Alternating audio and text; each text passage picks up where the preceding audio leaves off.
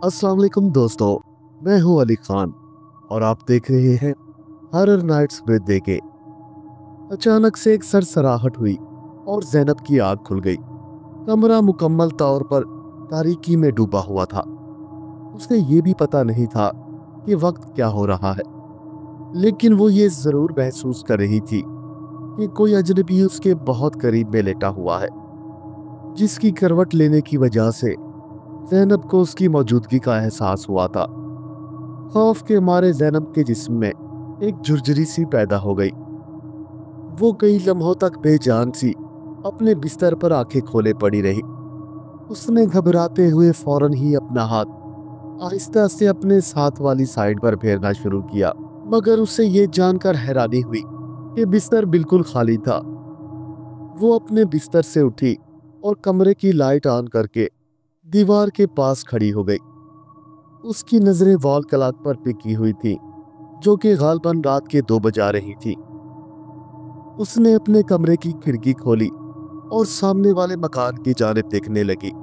ये मकान पूरी तरह से अंधेरे में डूबा हुआ था। चंद लम्हों तक वो यूं ही बेजान खड़ी हुई बाहर की जानिब तकती रही। उसे दूर से ही अंधेरे में एक साया हरकत करता हुआ नजर आया, जैसे कोई लड़की सामने वाले घर के टेरेस पर घूम रही हो। ज़ैनब इस बात पर हैरान थी कि ये घर बरसों से बंद पड़ा हुआ था।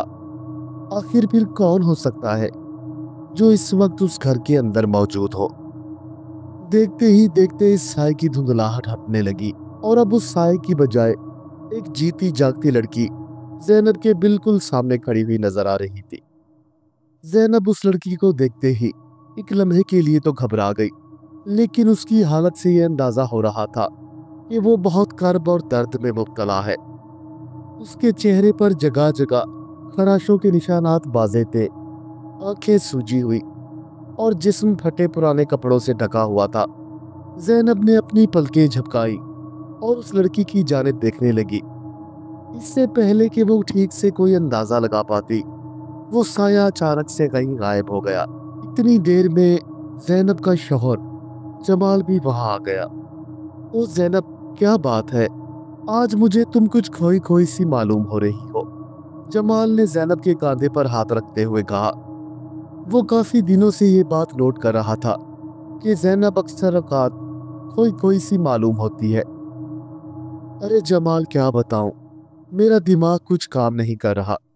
वो वो सामने वाला घर है ना, मैं जब भी उसकी तरफ देखती हूँ तो मुझे किसी लड़की का साया नजर आता है। अरे कैसी बातें कर रही हो ज़ैनब, वहाँ कुछ भी तो नहीं है। पिछले 10 सालों से वो घर बिल्कुल बंद पड़ा हुआ है। मुझे लगता है ये सब तुम्हारा वहम है, या फिर तुम उस मकान से डर गई हो। जमाल ने ज़ैनब को तसल्ली देते हुए कहा। चलो छोड़ो इन बातों को, टाइम काफी गुजर गया है और मुझे सुबह ऑफिस भी जाना है। इतना कहकर जमाल अपने बिस्तर पर लेट गया और ज़ैनब भी घबराई हुई उसके पास ही लेट गई। सुबह नाश्ता करने के बाद जमाल अपने ऑफिस के लिए निकल गया। न जाने क्यों आज उसे बार बार ज़ैनब का ख्याल आ रहा था। आखिर क्या वजह है कि वो सामने वाले घर से इतना खौफ खाने लगी है। हालांकि ये घर तो बरसों से वीरान और बंद पड़ा हुआ है। बरसों पहले इस मकान में फहाशी का कारोबार चला करता था। वक्तन फवक्तन नौजवान लड़कियों का गवाह होता और उन्हें तरह तरह का नशा देकर उनके साथ गलत काम किया जाता। इस घिनौने कारोबार को चलाने वाला कोई और नहीं, उसका एक दूर परे का रिश्तेदार नादिर ही था, जिसके कहने पर यह सब होता। बहुत अरसे तक ये मकरूह धंधा चलता रहा, लेकिन फिर कुछ ही दिनों बाद इस मकान पर एक पुलिस ऑफिसर को शक हुआ। उसने जल्द ही अपने तौर पर तहकीकात कर ली और उन सब बातों का पता लगा लिया। एक रात जब उसने इस मकान पर छापा मारा तो मज़ाहमत में नादिर के कई साथियों ने पुलिस इंस्पेक्टर और उसके साथियों पर गोलियों की बौछार कर दी, जबकि उसके अपने भी कई साथी मारे गए। इस घर से स्मगलिंग का बहुत सारा सामान और लड़कियां बरामद हुई, मगर नादिर अपनी आंख बचाकर वहां से निकल चुका था। कई अरसा बाद जब नादिर इस मकान में अपने सबूत मिटाने के लिए आया तो वहां पर मौजूद एक पुलिस वाले ने उस पर फायर कर दिया। गोली सीधी उसकी पेशानी में लगी और वो मौके पर ही मारा गया। बस उस दिन के बाद इस मकान को हमेशा हमेशा के लिए सील कर दिया गया और आज इस वाक़ये को तकरीबन 10 साल बीत चुके थे। हो सकता है उस वाक़ये की वजह से ज़ैनब दहल गई हो, लेकिन आज से पहले तक तो उसने कभी भी कोई ऐसी बात न की थी।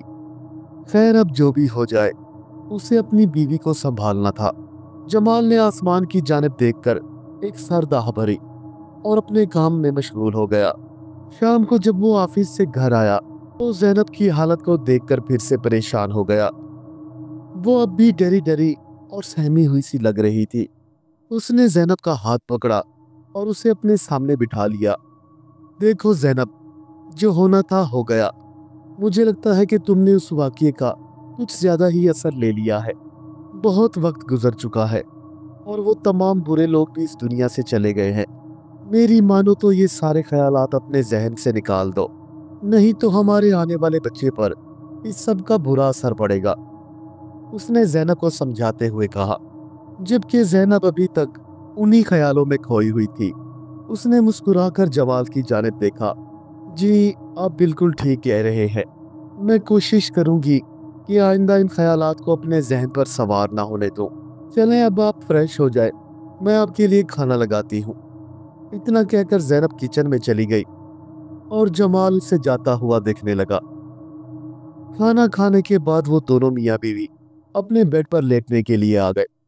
कमरे की लाइट बंद थी और जमाल सोने की कोशिश कर रहा था, जबकि उसके पास लेटी हुई ज़ैनब अंधेरे में अपनी आंखें खोले बार बार अपनी पलकों को झपका रही थी। काफी देर तक करवटें बदलने के बाद आखिरकार वो दोनों ही नींद की वादी में खो गए। ये शायद रात के 2 बजे का वक्त था। अचानक एक तेज हवा के झोंके के साथ ज़ैनब की आंख खुल गई। उसे फिर से अपने बिस्तर पर किसी की मौजूदगी का एहसास होने लगा।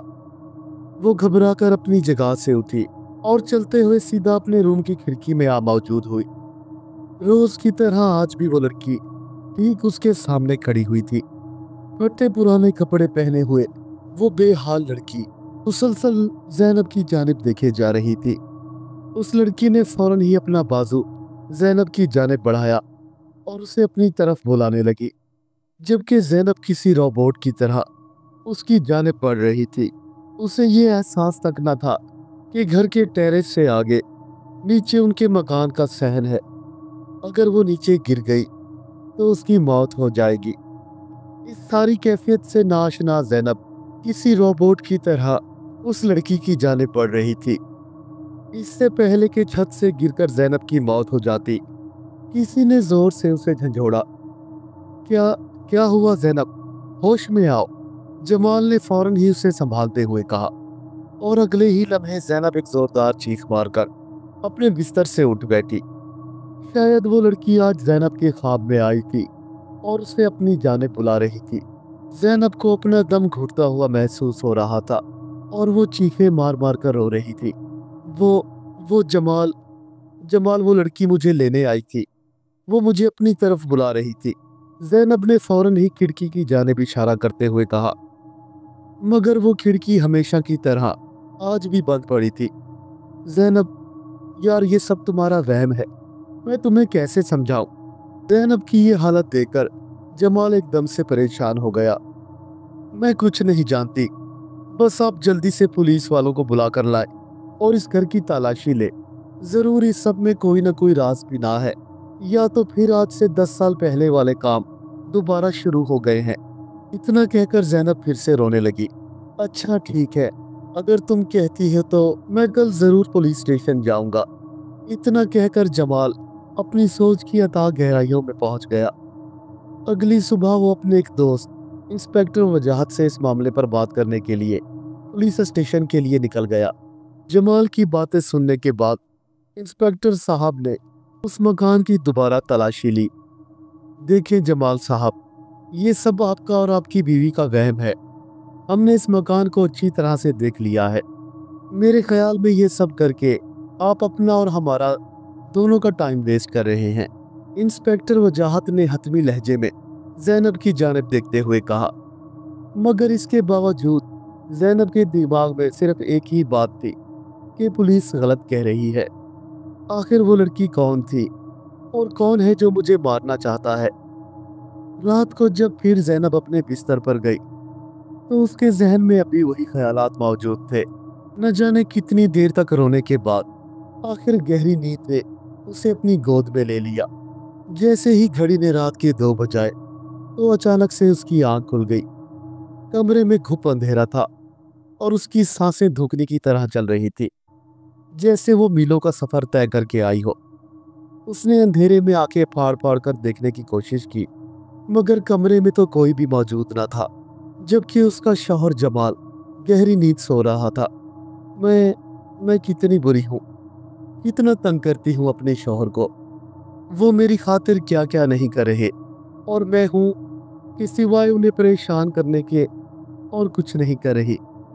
अब मैं खुद से मालूम करूंगी कि आखिर ये क्या माजरा है और वो लड़की कौन है। इतना कहकर वो अपने बिस्तर से उठ खड़ी हुई। एक अजीब सा तजस्सुस उसे बार बार मजबूर कर रहा था कि वो इस मामले की तह तक जाए। वो अपना दिल मजबूत करके घर से बाहर निकल आई और सीधा उस मकान की जानिब चल दी। मकान के करीब आते ही उसने एक गहरी नजर इसके दरो दीवार पर डाली। उसे ये देखकर हैरानी हुई कि घर का दरवाजा खुला हुआ था, जबकि आज से 2 दिन पहले पुलिस वालों ने उसे ज़ैनब के सामने ही मुकफ्फल किया था। खैर, वो अपने दिल को मजबूत किए उस मकान के अंदर दाखिल हो गई। सहन में जा बजा खुदरो झाड़ियां उगी हुई थी, जबकि अंदर का मंजर बहुत ही खौफनाक और वीरानी भरा था। ज़ैनब किसी तूफान की तरह उन झाड़ियों को फलांगती हुई अंदर दाखिल हो गई और अब वो आहिस्ता आहिस्ता करके छत की जानिब सीढ़ियां चढ़ने लगी। कोई अनजानी सी कुव्वत थी जो उसे ऊपर की जानिब बुला रही थी। थोड़ी ही देर में वो उस जगह पहुंच गई जहां से उसे ये कमरा दिखाई पड़ता था। वो भी अपनी खौफजदा निगाहों से इधर उधर देखने की कोशिश कर रही थी कि अचानक से उसे वही लड़की नजर आई। वो लड़की आज कपड़ों से पूरी तरह से बेनियाज थी। उसे देखने से ऐसा लग रहा था कि वो जैसे किसी गहरी मुसीबत में मुब्तला हो और वहां से भाग जाना चाहती हो। ज़ैनब अभी इस सारी सिचुएशन को समझने की कोशिश कर ही रही थी कि उसे अचानक से उस लड़की के पीछे एक आदमी खड़ा हुआ नजर आया। उसकी पेशानी से खून बह रहा था और वो अपने हाथ में खंजर लिए उस लड़की के ठीक पीछे खड़ा हुआ था। अगले ही लम्हे ज़ैनब के मुंह से एक जोरदार चीख निकली। उस आदमी ने लड़की के सीने में खंजर उतार दिया था और वो जमीन पर गिरकर तड़प रही थी। ज़ैनब की चीख सुनते ही वो आदमी उसकी तरफ लपका। ज़ैनब जल्दी से पीछे मुड़ी और भागने लगी। बदहवासी के आलम में उसका पांव फिसला और वो सीढ़ियों से खड़खड़ाती हुई नीचे की जानिब गिरने लगी। इससे पहले कि वो खुद को संभाल पाती, वो शख्स ज़ैनब के सर पर खड़ा हुआ था। तू किस किस की मदद करेगी? यहाँ तो बेशुमार लड़कियां हैं जो मेरी हवस का शिकार हो गई हैं। आखिर तू किस किस को बचाएगी? दुनिया वालों के मुताबिक पुलिस ने मुझे मार डाला, मगर मेरी रूह को ना मार सके। आज तक कोई भी लड़की नादिर के चुंगल से बचकर ना जा सकी, तो तेरी क्या औकात है? इतना कहकर नादिर की रूह अपने हाथ में खंजर लिए हुए ज़ैनब की जानिब बढ़ने लगी। इससे पहले कि वो खंजर ज़ैनब के सीने में बेवस्त हो जाता, अचानक से जमाल नमूदार हुआ। उसके हाथ में एक पानी की बोतल थी, जिसे उसने फौरन ही नादिर की रूह पर छिड़क दिया। रूह पर पानी पड़ते ही वो तड़प कर जमाल की जानिब हमला करने के लिए बढ़ी, मगर अचानक ही आग ने उसे अपनी लपेट में ले लिया। देखते ही देखते उसके पूरे वजूद को आग लग गई और उसके मुंह से फलक शिगाफ चीखें बुलंद होने लगी। जमाल ने शायद पहले ही सारे माजरे को भांप लिया था, तभी तो आज ऑफिस से वापस आते हुए उसने एक बाबा जी से ये पानी दम करा लिया था। जमाल ने फौरन ही ज़ैनब को उठाया और उसे तसल्ली देने लगा। इससे पहले कि ज़ैनब कुछ बोलती, वो लड़की सीढ़ियां उतरती हुई नीचे सहन में आ मौजूद हुई। उसकी आंखों में आंसू थे और वो ममनून नजरों से उन दोनों की जानिब देख रही थी। मैं तुम्हारी बहुत शुक्रगुजार हूँ। आज तुमने मेरी मदद करके ये साबित कर दिया है कि दुनिया में अच्छे लोग भी मौजूद हैं। मैं हमेशा तुम्हारी एहसानमंद रहूंगी। यहाँ पर मेरे अलावा दूसरी लड़कियों के ढांचे भी मौजूद हैं। बस मेरी एक आखिरी ख्वाहिश पूरी कर दो।